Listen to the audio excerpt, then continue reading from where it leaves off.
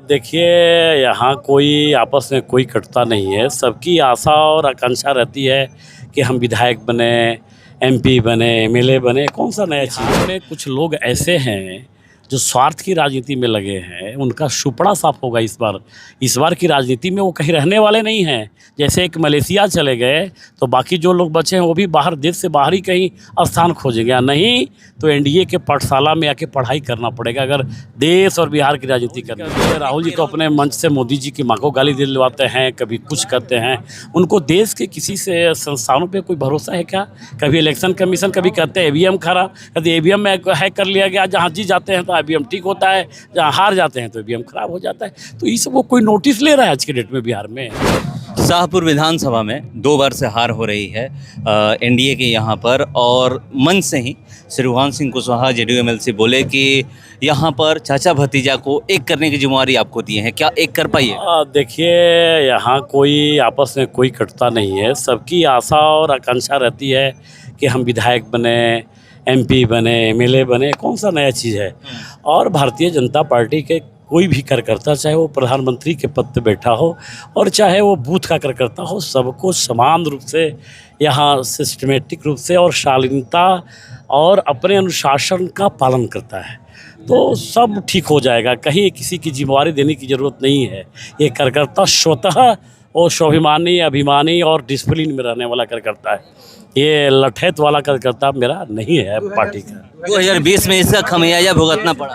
देखिए क्या है कि समय परिस्थिति का जो डिसीजन रहता है, पार्टी इसके लिए अधिकृत है। पार्टी के शीर्ष नेता, प्रदेश नेता, दिल्ली के अपने जो केंद्रीय नेतृत्व है वो अधिकृत है, और हम लोग काम करते हैं। और हम लोगों का प्रयास रहेगा कि पिछले बार की जो गलती है इस बार नहीं दोहराई जाए, और शाहपुर में एनडीए का जीत हो और नीतीश कुमार जी के 225 को लक्ष्य को हम लोग पूरा करें। 2 टर्म से बीजेपी शाहपुर विधानसभा सीट को डिटेन नहीं कर पा रही, इस बार क्या समझा जाए? मैं तो कह रहा हूँ यार कि इस बार एनडीए की जीत होगी, और बिहार में कुछ लोग ऐसे हैं जो स्वार्थ की राजनीति में लगे हैं, उनका सुपड़ा साफ होगा इस बार की राजनीति में वो कहीं रहने वाले नहीं हैं।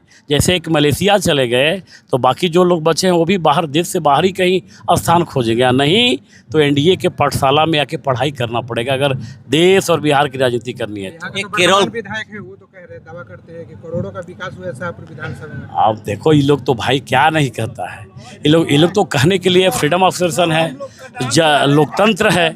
अब तो राहुल जी कह दिए, राहुल जी तो अपने मंच से मोदी जी की माँ को गाली दिलवाते हैं, कभी कुछ करते हैं।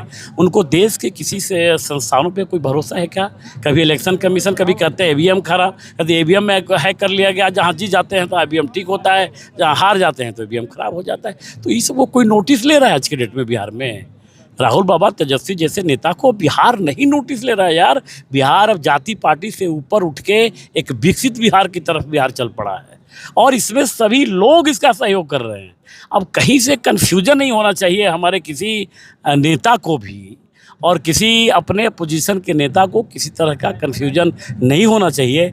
एनडीए की जीत होगी, और अपार बहुमत के साथ 2025 में 225 के साथ फिर एनडीए की सरकार माननीय मुख्यमंत्री आदरणीय नीतीश कुमार के नेतृत्व में बनेगी। कटान के पीड़ित आपसे मिले क्या? मैंने कहा तो कुछ लोगों को मिल गया 1,20,000 रुपया, कुछ लोगों को ज़मीन मिल गया, 10,000 रुपया मिला। कुछ लोग बच गए हैं जिनका कहना था कि हम लोग हैं लेकिन हम लोगों का नाम नहीं लिया जा रहा है। मैंने कहा है कि किसी तरह का कोई चिंता मत करिए, सब वो अपना नाम नोट करिए। और माननीय मुख्यमंत्री ने घोषणा कर दिया है सार्वजनिक मंच से कि भाई जो बच गया है उसको भी हम बाढ़ राहत का पैसा देंगे। एक आखिरी सवाल है, केरल कांग्रेस का एक ट्वीट आया है बिहार को लेकर के कि 20 से बीड़ी, 20 से बिहार, बीड़ी से तुलना की जा रही है। मैं तो कह रहा हूँ, बिहार के अपमानित करने वाले लोग, बिहार के माताओं को अपमानित करने वाले लोग, बिहार को बीड़ी कहने वाले लोग, बिहार के लोगों को नाली का कीड़ा कहने वाले लोग, कोई का नैतिक अधिकार नहीं है कि बिहार में आके और वोट की राजनीति करे और बिहार के धरती पे आए और घूमे।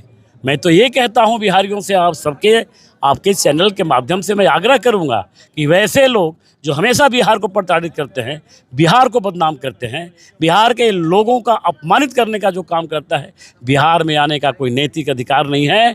उसका जवाब दीजिए और पूछिए कि तुम क्यों आए हो, वही बिहार है, यही गंदी नाली वाला बिहार है, यही बीड़ी वाला बिहार है।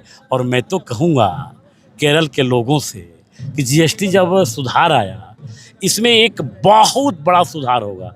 हमारे जो मिडिल क्लास के लोग हैं, हमारे जो लोअर क्लास के लोग हैं, उनके जो रोज़मर्रा के जीवन में जो काम आने वाली वस्तुएं हैं, उस पर जीएसटी हटाना भारत जैसे राज्य में पूरे वर्ल्ड में एक ऐतिहासिक काम है। और बीड़ी तो सही बात है कि मेरे यहाँ बीड़ी पे ज़्यादा लगना चाहिए, इसलिए कि ये बिहार दूध पीने वाला बिहार है।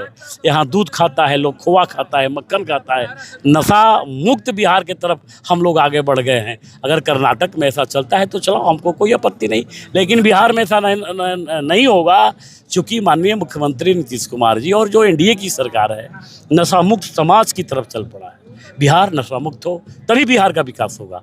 और आने वाले दिनों में केरल जैसा राज्य बिहार से आगे माफ़ी मांगेगा। हम तो उन केरल के नेताओं से पूछना चाहते हैं कि ज़रा ट्रंप से बात कर लेते। कल ट्रंप ने कहा है ट्वीट करके कि मैंने भारत और रसिया जैसे मित्र को खोया है, तो ज़रा ट्रंप से सीखते। और वो भी सीख नहीं पाएंगे। अगर सीखने के लिए इस देश की राजनीति जिसको भी करनी है आने वाले समय में, कुछ इधर उधर बहका के कुछ समय के लिए लोग जीत गया है, लेकिन अब देश के 140 करोड़ लोग जागरूक हो गए हैं। एक विकसित भारत के तरफ लोग चल पड़े हैं। अगर ये भारत की राजनीति करने पड़ेगी तो एनडीए के पाठशाला में आके पढ़ाई करना पड़ेगा।